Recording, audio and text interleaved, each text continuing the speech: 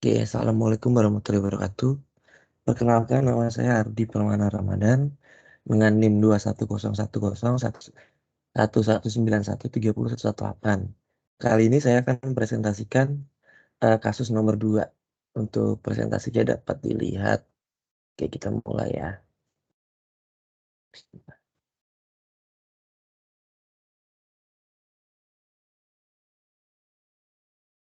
Oke, untuk dari kasus nomor 2 ini, itu dengan topik 25 Avenue and Union Pacific Great Aspiration. Hashtag 6. Ardi Permana Ramadan dengan NIM 210130118. Untuk pertama, deskripsi dari proyek tersebut untuk sebuah objek untuk peningkatan operasi pengiriman barang dan kereta api penumpang dan untuk meningkatkan operasi jalan raya di wilayah metropolitan Chicago sambil mengurangi dampak lingkungan dari pengoperasian kereta api pada masyarakat umum. Untuk petanya dapat dilihat di sebelah kanan. Untuk yang dilingkari itu adalah project location-nya untuk pembangunan jalur kereta apinya. Next.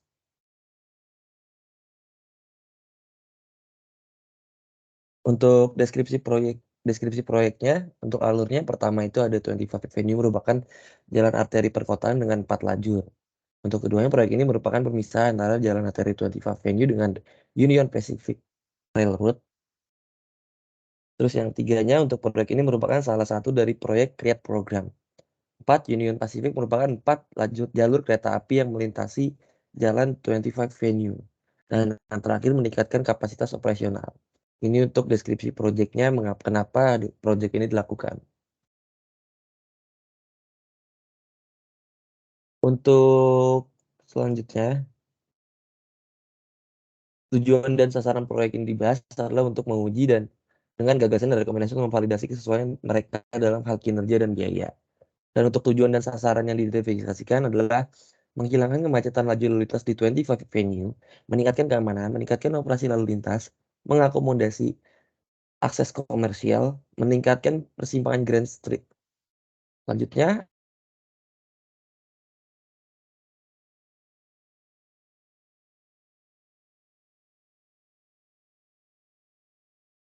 beberapa akuisisi real estate hanya memiliki komitmen verbal, identifikasi juara lembaga lokal proaktif, akuisisi lahan, literasi ulasan rencana, deadline pembayaran digunakan atau abaikan ICC, pendanaan ancaman terhadap pendanaan, keterbatasan ruang retaining wall atau dinding menahan, jalan memutar persetujuan.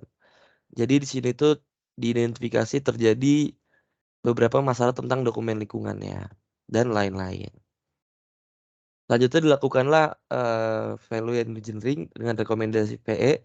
Tim VE merekomendasikan agar tim desain berkoordinasi dengan IDOT dan FHWA untuk mengkonfirmasi persyaratan evaluasi ulang NIPE berdasarkan perubahan pada desain tahap 1, terutama geolokasi, utilitas, dan jalan akses logan gabungan di properti Cozy yang baru diakuisisi NV1, Improvement 1. Tim VM merekomendasikan agar tim desain memperbarui jadwal proyek fase 2 untuk mencerminkan kegiatan dan jangka waktu diperlukan dengan menggunakan kebijakan dan prosedur pembebasan lahan IDOT atau RAW first. Untuk selanjutnya dari rekomendasi VM ini, ada tim VM merekomendasikan agar agensi lokal menggunakan staf perusahaan prastratifikasi yang berhasil menavigasi lahan IDOT proses akuisisi pada proyek sebelumnya. Selain itu, agen lokal harus mencari otoritas cepat mengambil dari Illinois Legislatif dan Liga Kota Illinois. Tim VM merekomendasikan agar tim bisa meninjau, memperbarui, dan memperbaiki jadwal terlampir yang mencangkup alasan dan proses pengiriman dan durasi. Scheduling 1.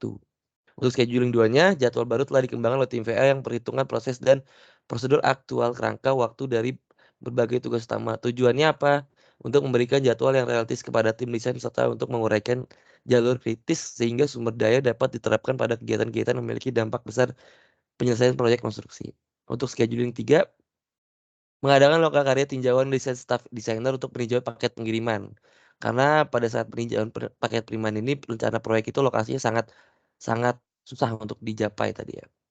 Untuk scheduling 4, tim VM merekomendasikan agar 2 kontrak di muka dipertimbangkan untuk merampingkan keseluruhan kegiatan konstruksi, juga untuk mencerminkan penutupan 25 Avenue kontrak di muka untuk saluran pembuangan sanitasi, saluran air, pembongkaran bangunan, kontrak di muka untuk fabrikasi kontrakan baja, untuk modal awal inti yang scheduling 4 ini.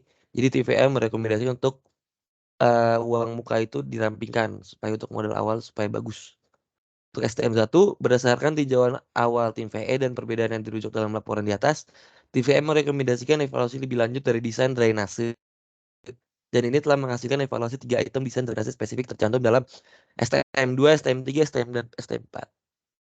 Untuk rekomendasi VE sendiri, tim VE menyarankan evaluasi ulang perhitungan stormwater untuk menghasilkan persyaratan volume penyimpanan yang diperbarui. Rancangan sistem pengangkutannya dengan bab 12 LDS untuk menentukan apakah usulan penahanan besar struktur diperlukan, juga merekomendasi tim proyek mengeksplorasi kejadian banjir di luar batasan proyek yang akan mempengaruhi saluran pembuangan berukuran kecil. Mungkin masalah lain akan terjadi jika ada badai saluran pembuangan berukuran terlalu kecil seperti yang diperkirakan oleh perhitungan. Pembaruan profil jalan, pemindahan penggantian pipa terletak di antara proyek, dan profil jalan yang diperbarui dapat meningkatkan masalah setara dengan laporan dalam LDS. Ini STM2-nya. Untuk STM3-nya, tim VM merekomendasikan penghapusan gorong-gorong kotak besar karena tidak diperlukan dan tidak begitu penting untuk mendukung relokasi stormwater itu. Untuk ST4, tim VM merekomendasikan agar tim desain mengevaluasi kembali perlunya lubang pembatasan khusus.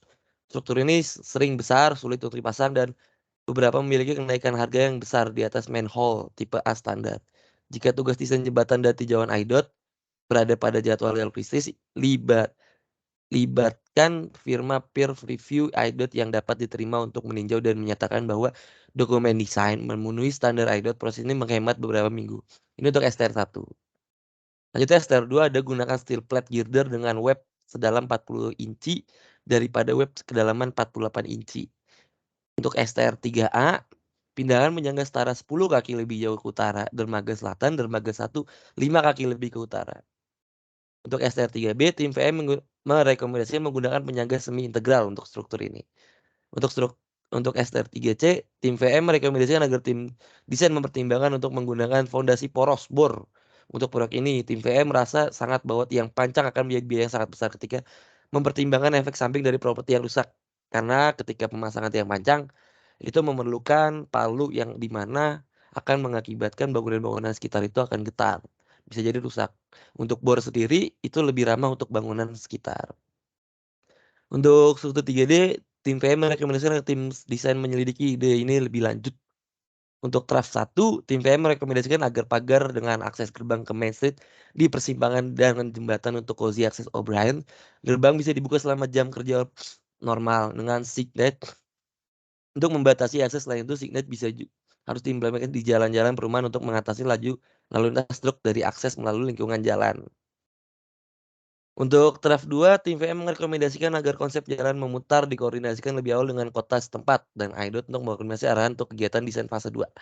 Rekomendasi ini didasarkan pada diskusi lokal area VE bahwa lokal agensi akan lebih suka menggunakan North Avenue versus Lake Street, serta dokumentasi PDR yang mengidentifikasikan potensi konflik dengan kontrak IDOT lainnya. Untuk utility 1,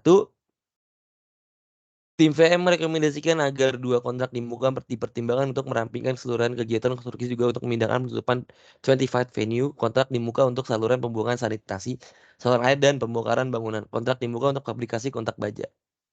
Untuk addendum 1, tim VM merekomendasikan agar tim desain memasukkan persyaratan desain IDA ke semua trotoar yang diusulkan rancangan ini. Dapat mencakup tetapi mungkin tidak terbatas pada penyediaan area pendaratan di rata di sepanjang trotoar venue. Tim VM untuk struktur 5, tim VM merekomendasikan agar sebidang tanah tambahan lebarnya sekitar 15 kaki diperoleh dari sisi barat 25 Avenue serta Grand Street dan Up Railroad. Daerah ini akan menyediakan akses dari selatan untuk mempertimbangkan struktur yang diusulkan. Selanjutnya, ada alternatif peningkatan nilai. Alternatif ini berasal dari STM3. Berdasarkan studi tim VE, tidak diperlukan box culvert untuk deteksi air dan mengatasi masalah runoff dengan mengontrol volumenya. Untuk awal, penggunaan box culvert 12 inch kali 3 inch untuk mendeteksi air. Untuk alternatif 2, penghapusan penggunaan box culvert untuk deteksi air. Untuk 3, itu keuntungan. Mengurangi biaya apabila penahan tidak dibutuhkan, mengurangi persyaratan penahanan dan hasil dampaknya. Kekurangannya, kehilangan ke kegunaan lahan yang diperoleh akibat penahan diperlukan. Berikut di bawah adalah tampilan dari cost, dari initial cost, future cost, dan total cost. Dari original design bisa dilihat initial cost 0, future cost 0, dan purpose change-nya setelah perubahan initial cost-nya menjadi besar. Future cost-nya 0, total cost-nya itu akumulasi dari initial cost. Dan change of cost increase or saving sebesar purpose change. Ini merupakan gambar detail dari gambar desain dari alternatif STM3. Rekomendasi STM3 ini drainage calculation and oriented elimination oriented facility. Estimasi cost-nya 1.232.000 dolar. Gede ya. Untuk alternatif STM4, sudah terdapat pipa yang digunakan sebagai pembuangan rencana awal penambahan restriktor manhole. Tidak perlu dilakukan karena pipa itu sudah cukup untuk digunakan saluran pembuangan. Untuk desain awalnya, penggunaan restriktor manhole untuk saluran pembuangan. Untuk alternatifnya, mengevaluasi ulang kebutuhan untuk restriktor manhole karena struktur ini besar, sulit dipasang dan harga cenderung mahal. Keuntungannya apa? Dapat mengurangi biaya meningkatkan kemudahan konstruksi. Kekurangannya tidak ada. Jadi perubahan ini tuh bisa dibilang tidak ada kekurangan, adanya keuntungan. Bagus ini. Untuk cost-nya, untuk original cost-nya, untuk original desainnya initial cost-nya 0, future cost-nya 0, total cost-nya 0. Untuk purpose change-nya setelah perubahan ini addendum itu, initial cost-nya jadi $24.000. Untuk gambar detail dari alternatif STM4 ini bisa dilihat dari gambar ini, ada potongan penampangnya juga. Untuk alternatif struktur 3A, akses truk ke combine metal setelah direvisi, ini memungkinkan lokasi abutmen selatan dipindahkan 10 kaki ke utara dan ada ruang untuk memindahkan dermaga selatan. Pier 1 sekitar 5 kaki lebih dekat ke arah kanan. UPRR, konfigurasi jembatan dihasilkan adalah struktur 4 bentang, 100, 110, 100, dan 100. Untuk awalnya dari desain awal, jembatan ini memiliki studi, menunjukkan abutmen selatan ditunjukkan untuk memungkinkan truk NB mengakses fasilitas combine metals. Untuk alternatifnya memindahkan abutmen tadi ke selatan 10 kaki lebih jauh ke utara dan dermaga selatan Pier 1 5 kaki jauh ke utara. Untungannya dapat mengurangi biaya dengan kinerja yang sama, kekurangannya tidak ada. Untuk original desain dan purpose change-nya, saya rasa tidak ada perbedaan. Ini merupakan gambar dari alternatif struktur 3. Selanjutnya untuk STM3C, desain awalnya menggunakan drill shaft dibandingkan dengan pile untuk mengukur struktur, jadi menggunakan shaft drill atau coring gitu. Untuk alternatifnya tim desain menggunakan pondasi drill shaft untuk proyek ini karena pile memiliki biaya yang besar, jadi menggunakan bore pile, diganti bore pile dari tiang pancang. Untuk keuntungannya mengurangi getaran dan suara dibanding pemasangan pile drill shaft vertikal memiliki lateral load resisten yang baik. Drill shaft memiliki biaya yang lebih mahal dibanding piles karena untuk bor sendiri seperti yang kita ketahui memiliki biaya mahal karena dia butuh biaya bor, butuh biaya tulangan dan biaya cor. Beda dengan tiang panjang yang sudah dipabrikasi dan tinggal pancang aja. Untuk biayanya terjadi perubahan dari original design menjadi proposed change, perubahan yang terjadi atau perubahan addendum ini. Untuk gambar alternatif 3C seperti pada gambar ini perubahan-perubahan yang terjadi tadi pada tiang panjang gitu. Untuk struktur 2, perubahan plat komposit plat baja 40 inch untuk mendukung dak beton. Awalnya menggunakan plat baja 48, alternatifnya diganti menggunakan girder baja 40 inch. Keuntungan dapat mengurangi biaya kinerja yang sama, kekurangan tidak ada. Untuk original design ke purpose change-nya dia malah lebih hemat. Lebih hemat sebesar 186.000. Lumayan. Untuk gambarnya struktur 2 seperti ini. Untuk scheduling 3, berdasarkan studi tim VE tidak diperlukan box culvert untuk detensi air dan mengatasi permasalahan runoff untuk mengontrol volumenya. Untuk desain awalnya mengembangkan pendekatan tim untuk mengurangi jumlah review, literasi, dan durasi. Untuk alternatif 2, mendapatkan tinjauan desain dari staf bisa menetapkan multidisiplin. Tinjauan desain tim IDOT, keuntungannya menciptakan tujuan bersama memperkuat pendekatan tim dalam pelaksanaan proyek. Kekurangannya mungkin tidak mengikuti waktu proses standar IDOT. Untuk ini ada alternatif scheduling 3. Ini untuk kurva S scheduling 3 lah, bisa dibilang gitu. Alternatif struktur 3B. Maaf.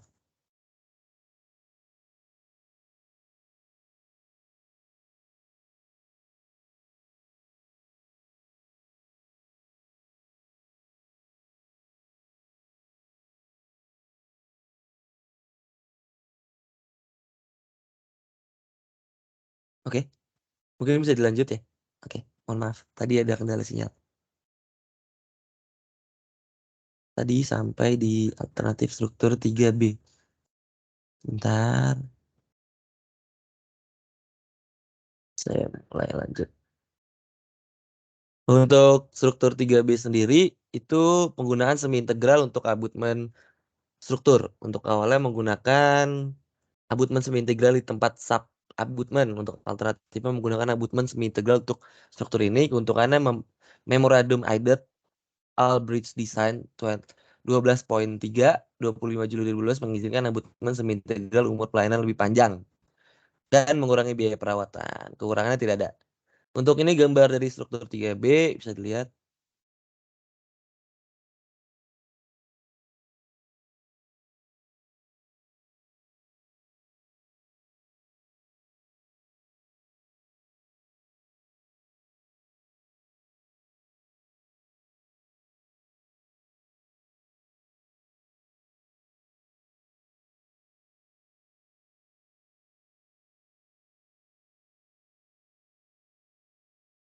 Oke, mohon maaf lagi kendala sinyal tadi. Lanjutnya mungkin bisa langsung masuk ke alternatif struktur 5.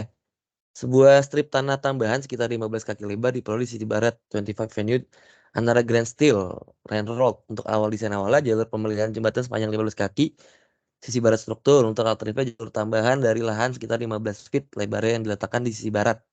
Untukannya menciptakan ruang untuk pemeliharaan masa depan, kekurangannya tidak ada. Ini untuk gambar dari struktur maintenance analysis. Lanjutnya untuk hasil dari studi VE ini, yang direkomendasikan informasi 1, keterangan disetujui. Untuk row 1 disetujui dan pembahasan lebih lanjut. Untuk row 2-nya disetujui, scheduling 1 disetujui, scheduling 2 disetujui, scheduling 3 ditolak. Struktur 4 disetujui, pembahasan lebih lanjut. Struktur 2 ditolak. Struktur 3 disetujui untuk pembahasan lebih lanjut. Struktur 3B ditolak. Struktur 3C ditolak. Disetujui. Struktur 5 ditolak. Utility 1 disetujui untuk pembahasan lebih lanjut.